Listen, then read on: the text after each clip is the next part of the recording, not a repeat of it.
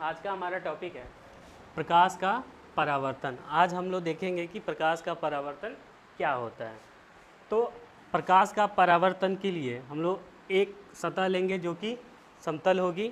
अगर कोई प्रकाश किरण सीधी आती हुई उस सतह से टकराने के बाद पुनः उसी मार्ग में लौट जाती है तो इस घटना को हम लोग प्रकाश का परावर्तन कहते हैं।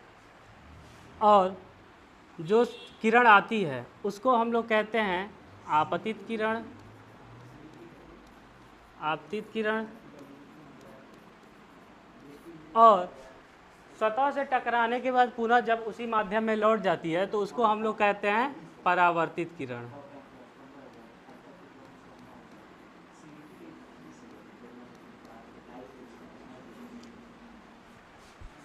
समतल सतह पर खींचा गया लंब अभिलंब कहलाता है।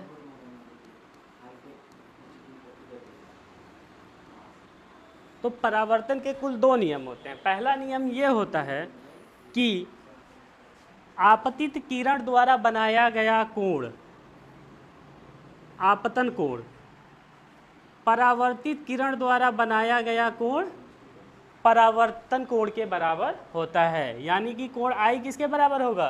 कोण आर के। तो पहला नियम है कोण आई किसके बराबर हो जाएगा भाई? कोण आर के। दूसरा नियम ये होता है कि जो आपतित किरण होती है और जो परावर्तित किरण और अभिलंब तीनों क्या होते हैं? सतह के एक ही बिंदु पे स्थित होते हैं। यानी हम कह सकते हैं आपतित किरण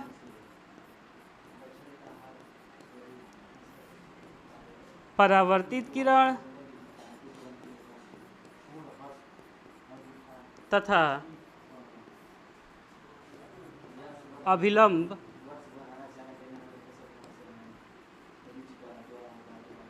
एक ही सतह पे एक ही सतह के एक ही बिंदु पर स्थित होते हैं। बात समझ में आई आपको? क्या है पहला नियम? पहला नियम यह है कि जो आपतित किरण द्वारा बनाया गया कोण है, आपतित किरण द्वारा बनाया गया कोण आई किसके बराबर होगा? परावर्तित किरण द्वारा बनाए गए कोण आर के। दूसरा मैंने बोला जो आपतित किरण है ये वाली और जो परावर्तित किरण है ये वाली और ये जो अभिलंब है सतह के एक ही बिंदु पर क्या है?